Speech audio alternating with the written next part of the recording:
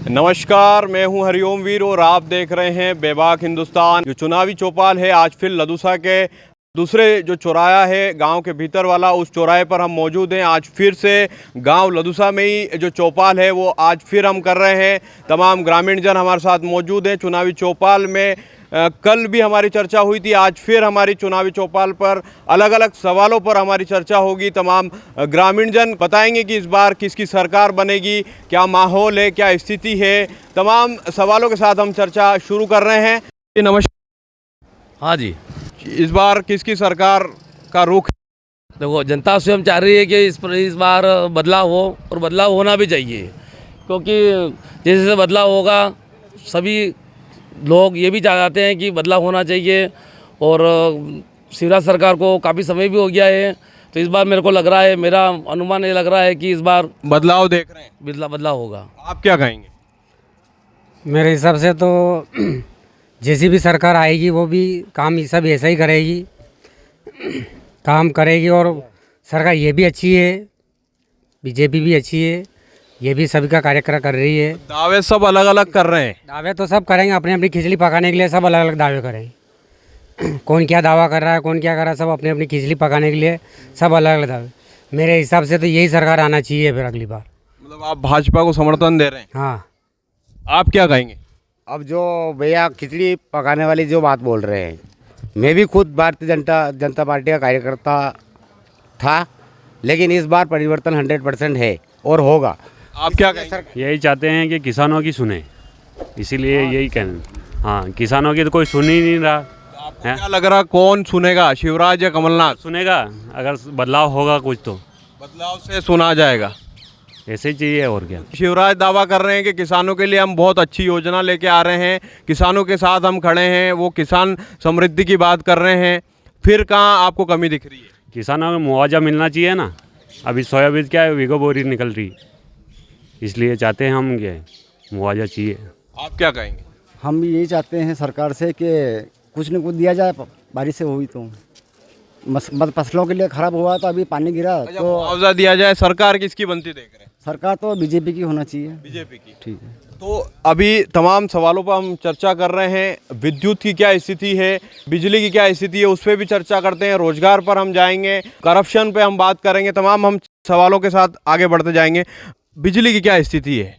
बिजली की स्थिति तो सबको व्याप्त है। मैं तो छोटा आदमी हूँ, पर पिछले जो कांग्रेस सरकार में जो बिजली की व्यवस्था थी, ये सारे लोग जो पुराने जो चला रहे हैं इनको पूछ लेते।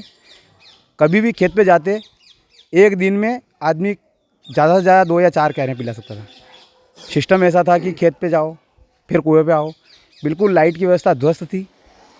शिवराज सरकार के आने के बाद में बिजली की व्यवस्था इतनी बढ़िया हुई है, ये इनके मन से कुछ भी कह दे कि कुछ भी हुआ, विकास नहीं हुआ। पर 18 साल में जो भाजपा सरकार ने विकास किया है वो ऐतिहासिक है और पुनः भाजपा ही आएगी। बिजली वाली जो बात है, बिजली में तो कोई तोड़ ही नहीं है। कोई नहीं कह सकता कि बिजली ये कांग्रेस कटौती शुरू हो गई है। अब कौन सी कटौती? दिन में 10 बार लाइट बंद चालू होती है। वो कुछ मेंटेनेंस की वजह से 2 या 3 दिन के लिए लाइट का शेड्यूल चेंज किया गया था। पुनः वैसे ही 10 घंटा जो अपने खेत पे बिजली मिल रही है, 24 घंटे अपने को घर पे बिजली मिल रही है। 6 घंटे दिन में और 4 घंटे रात में पर्याप्त। 20 घंटे का दावा किया जा रहा है, क्या कहेंगे? अभी 24 घंटे की बोल रहे भैया। अभी धीरज जी ने बोला है कि अभी लाइट की फिलहाल अभी ज़रूरत नहीं है, कुएं की लाइट की भी। अभी पहले बरसात नहीं हुई थी, किसान सभी लोग कुएं में जितना पानी था मोटर चलाने के लिए कुएं में जाते थे। लाइट का कोई टाइम था, और घर की लाइट की भी कटौती कर दी गई थी। कुएं की लाइट तो कब आती है कब जाती है मालूम ही नहीं। सबसे पहली बात मेरी ये कहना है कि शिवराज सरकार में बहुत भ्रष्टाचार फैल गया है। कुछ भी काम करने के लिए किसी को बोलो, काम होता है नहीं है। बिना पैसे काम नहीं होता है। काम करवाना हो, पैसे दो, फटाक से काम करवा लो। कमलनाथ जी की सरकार बनी थी पहले, कुछ चुनिंदा गद्दारों की वजह से वापिस शिवराज सरकार बैठ गई है। उसमें भ्रष्टाचार हुआ, विधायक बिक गए, सब काम हुआ है।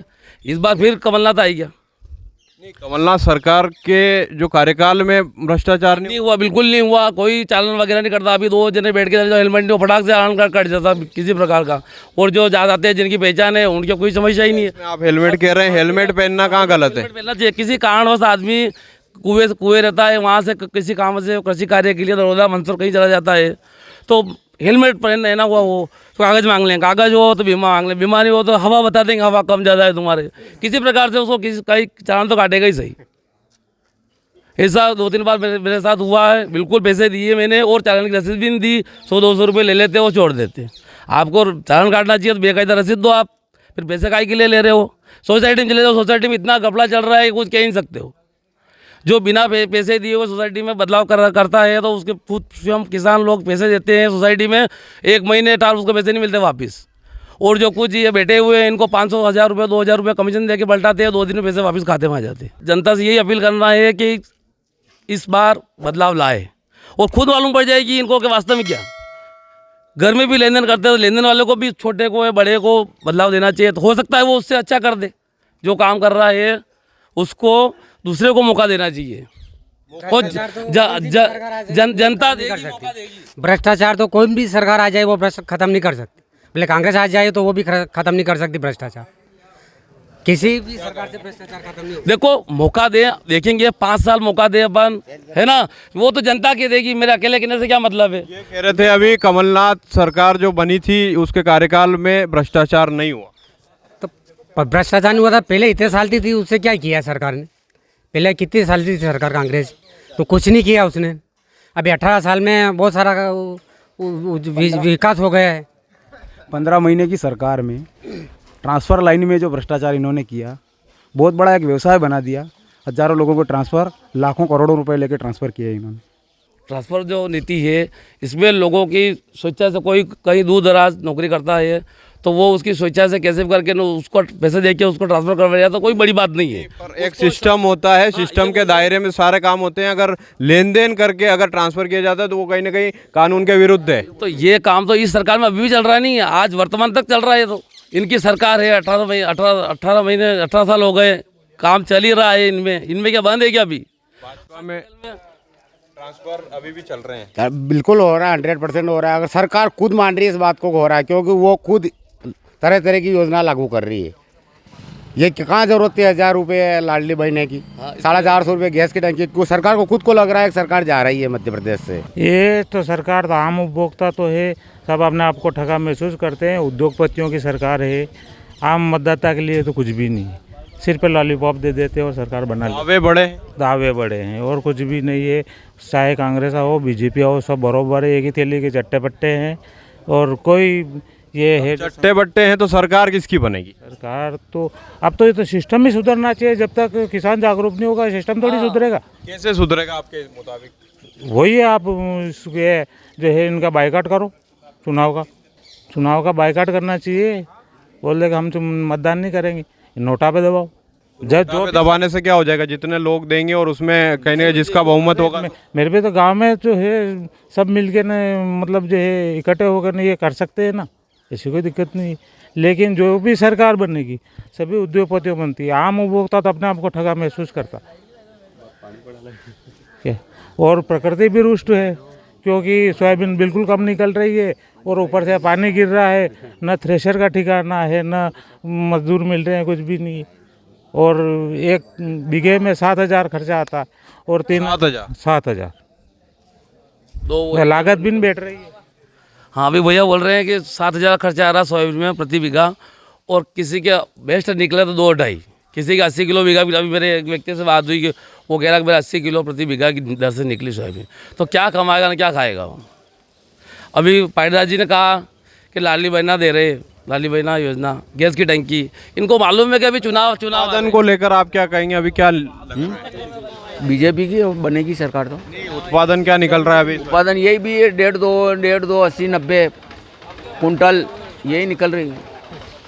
आप क्या कहेंगे, क्या उत्पादन निकल रहा है अभी? उत्पादन तो भैया बोल रहे हैं सही है, मतलब 1.5 बीघे के उत्पादन निकल रहा है।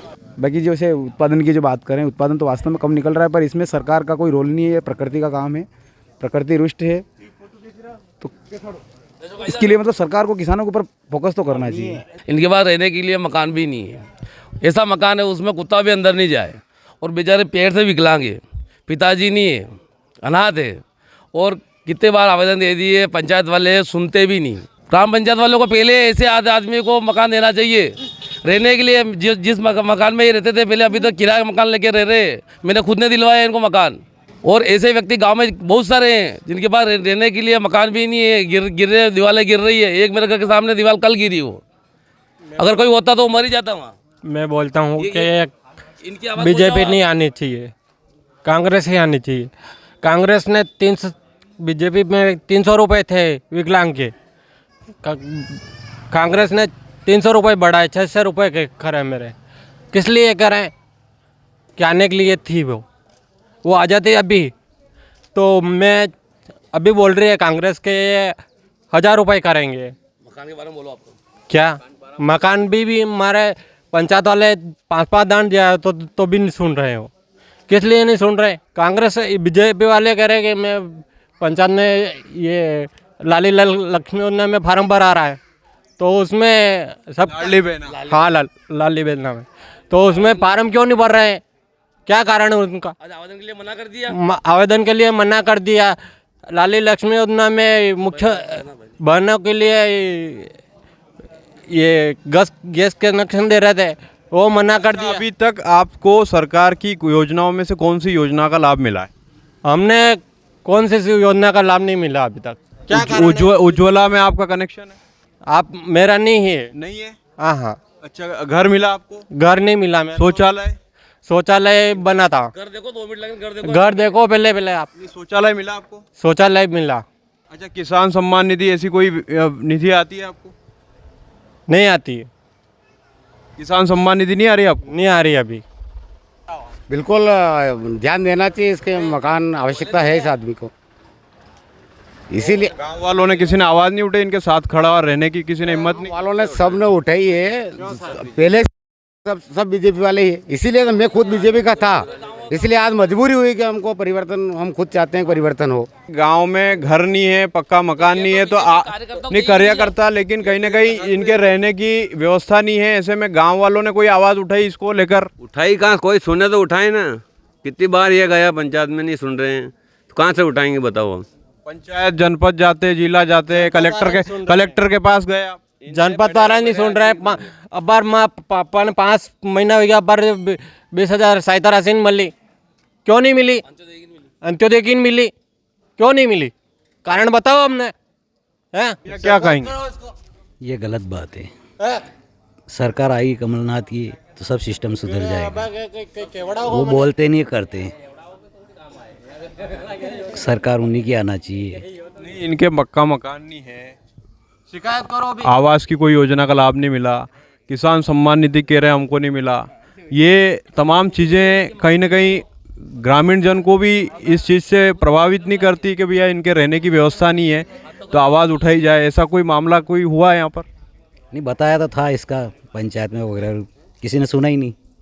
तो सरकार के दावे, और जब हम यहाँ ग्राउंड जीरो पर चर्चा कर रहे हैं तो एक किसान वर्ग का एक व्यक्ति जो कहीं ना कहीं रोने बिलखने लगता है और अपनी दास्तान सुनाते हैं। प्रधानमंत्री के बड़े दावे होते हैं, उज्ज्वला योजना के कनेक्शन दिए जा रहे हैं, हर गरीब तक पक्का मकान पहुंचाया जा रहा है, लेकिन वास्तविक स्थिति धरातल पर कुछ और बयां कर रही है। कहीं ना कहीं रहने के लिए सुनिश्चित व्यवस्था नहीं है आज तक, लेकिन सरकार के दावे, चुनाव सर पर है, अलग अलग स्थितियां उत्पन्न हो रही है, ज़मीन कुछ और कह रही है। गरीब वर्ग जो है वो कहीं ना कहीं सवाल खड़े कर रहा है कि भैया सरकार आपकी 18 साल थी, 18 साल के बाद फिर आप चुनावी मैदान में हैं, लेकिन हमारे जो पक्का मकान है, कहीं ना कहीं किसान सम्मान निधि है या कोई योजना का लाभ अब तक हमको क्यों नहीं मिल पा रहा है, ये सवाल बड़ा है। तो तमाम तरह की हमने चर्चा की। ग्राउंड जीरो पर गांव लदूसा में हम थे और यहाँ के किसान वर्ग, गरीब तबका, तमाम हमने चर्चा की। आप देख रहे थे बेबाक हिंदुस्तान।